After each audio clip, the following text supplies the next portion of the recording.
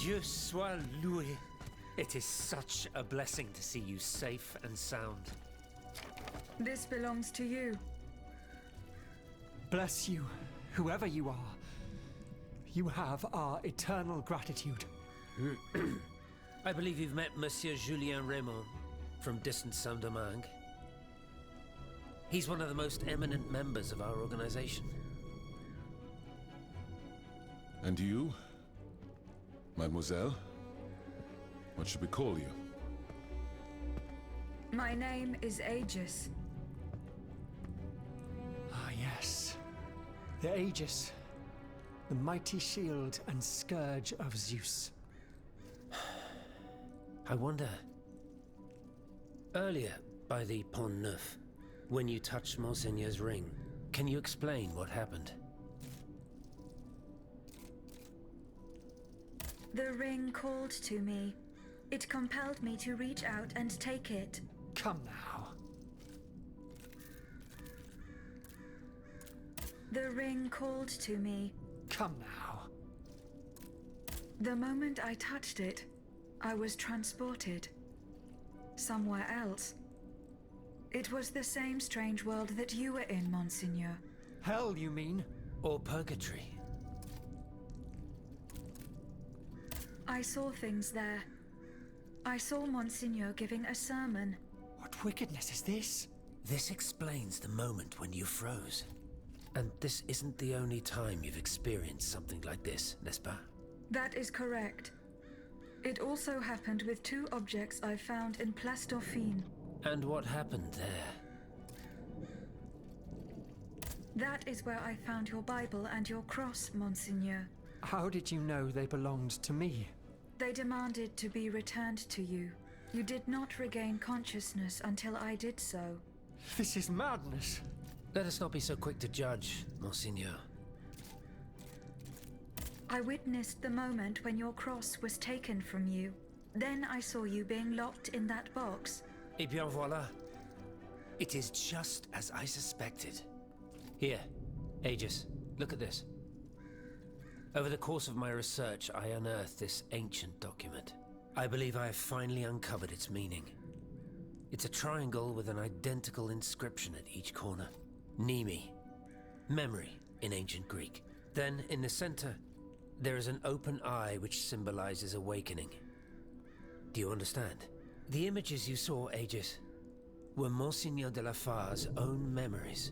3 echoes of the past tied to personal objects of his. 3 Nemes, memories which some dark alchemy had taken from him. Without them, his mind would have remained lost, incomplete. He would never have regained consciousness. But by returning these 3 objects to him, Aegis, you were able to save his immortal soul. Tell me, Aegis. Did you perhaps see a leather wallet near the abbot's documents?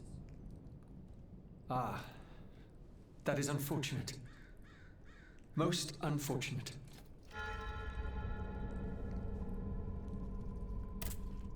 Monseigneur? That other world where you were held prisoner. Do you still feel its effects? This other world, as you call it, Aegis, is none other than hell itself. Gehenna. The place the Lord sends those who worship the beast. But hell didn't keep me. Has God given me a chance to redeem myself, perhaps?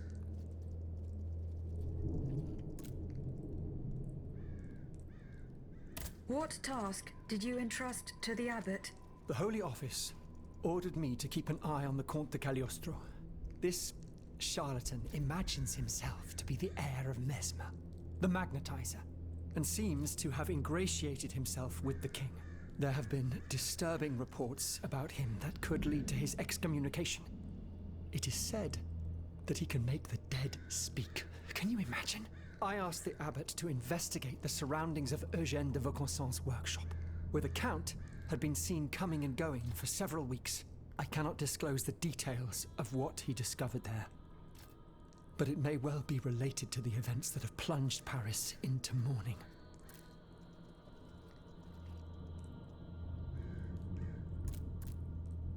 I bid you farewell, Monseigneur. Wait just a moment, s'il vous plaît.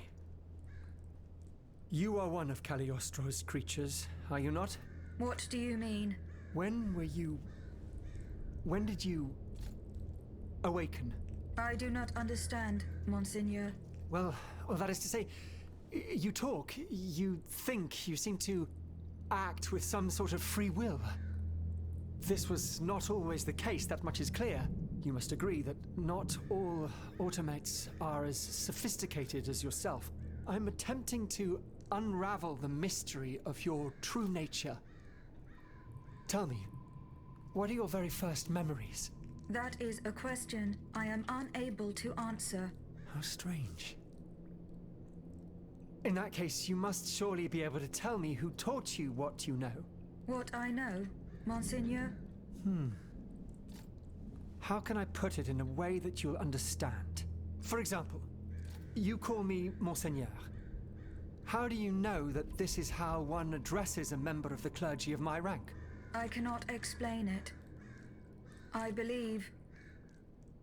Go on, Aegis. I believe that this knowledge is not mine. Well, I never. Did you hear that, Abbot? I caught every word, mon ami.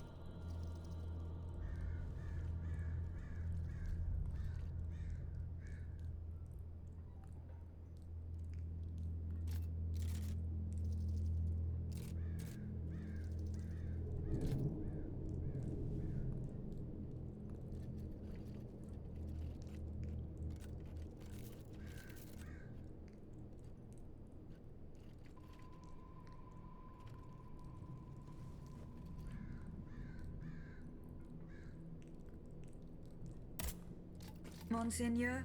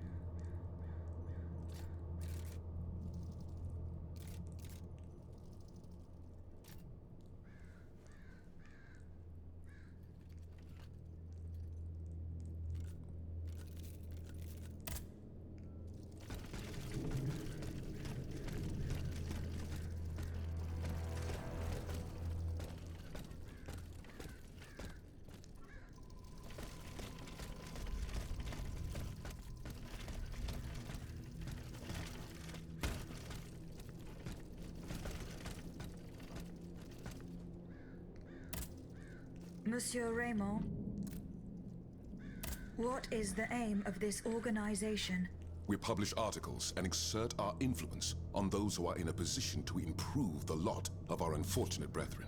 Our numbers grow by the day, and we have many illustrious members, such as the Comte de Mirabeau and the Marquis de Lafayette. But it was Monsieur Brissot and the Abbot that founded the group. Good old Brissot. Shouldn't he be here by now? Yes, mon père.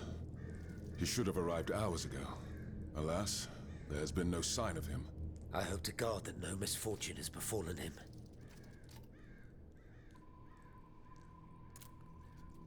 What fate does the kingdom reserve for those with black skin? According to tradition, any enslaved person who sets foot on French soil is freed. This rule is most problematic in the eyes of planters in the colonies, who would seek to maintain their precious labor force. This is why, for the past 12 years, no black people have been allowed to disembark in any of the kingdom's ports. Those who accompany their masters on the journey are imprisoned in the Admiralty's jails the moment they leave the ship. As for those who manage to evade the authorities, they live in fear of the raids carried out by the Marshalsea. Are you not subject to these laws, Monsieur Raymond?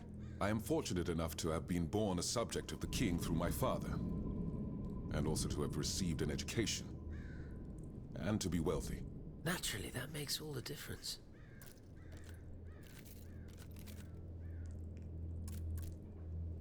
You are quite a long way from home, Monsieur Raymond. I haven't been back to Saint-Domingue in nearly 5 years. I left my most trusted men in charge of overseeing my indigo plantation. I came to France with the aim of having an audience with the king. I hoped to convince him to use his automats for agricultural work. I was of the belief that this was the best way to ease the suffering of our enslaved brethren. Alas, it was all for naught. I was only able to get an audience with the Minister of the Navy, and even that was granted reluctantly. Later, when the king convened the Estates General, my hopes were renewed. I saw it as an opportunity to make our voices heard. And then, mon Dieu, what a disaster, Aegis. What a complete disaster.